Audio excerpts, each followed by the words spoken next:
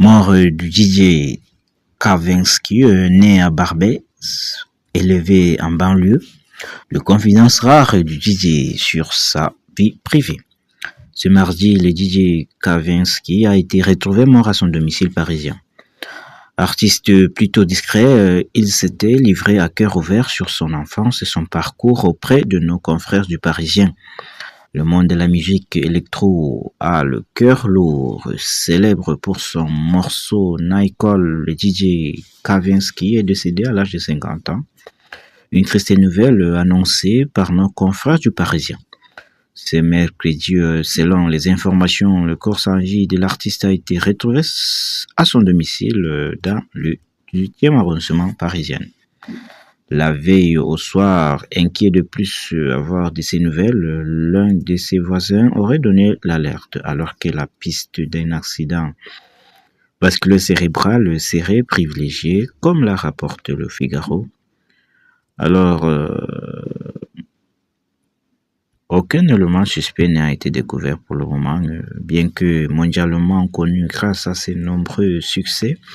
Le maestro de la French Touch était un homme très discret, loin de s'épancher sur sa vie privée. Kavinsky s'était confié sur ces sujets dans le colon du Parisien.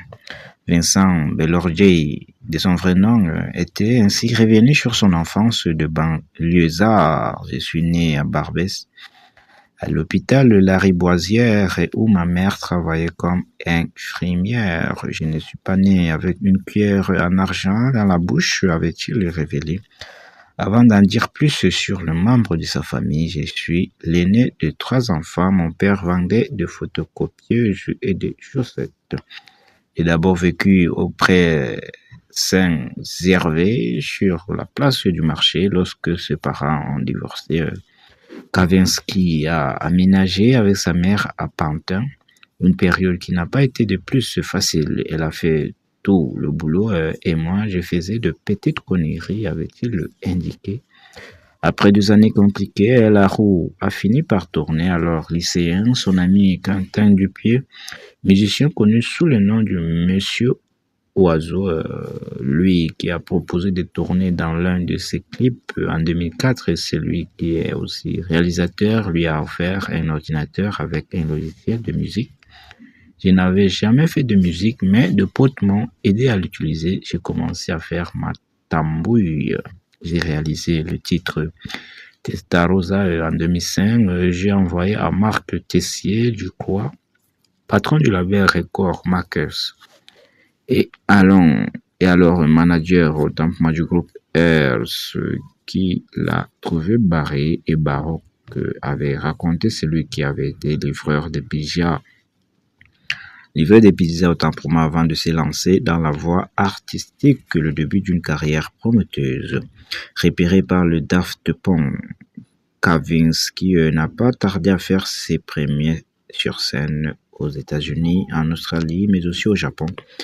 Après avoir parcouru le monde avec le groupe français de musique électronique, l'artiste a réussi à se faire un nom grâce à son titre Nicole, la bande originale du film Drive du réalisateur Nicolas Winding Refn, sorti en 2011.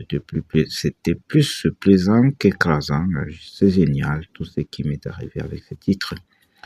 Avant ça, j'étais reconnu par le gens du milieu, mais là, ceux qui n'écoutaient pas de musique électronique se sont mis à aimer mes morceaux, ce qui est quelque chose de grisant. Après, ce qui est compliqué, c'est qu'on se demande constamment ce que les gens font ou vont penser de la suite. Avait-il lancé à nos confrères du numéro. Au fil des années, sa notoriété n'avait cessé de croître avec son deuxième album Reborn, sorti en mars 2022. Il a collaboré avec Justice Phoenix et Sébastien Tellier.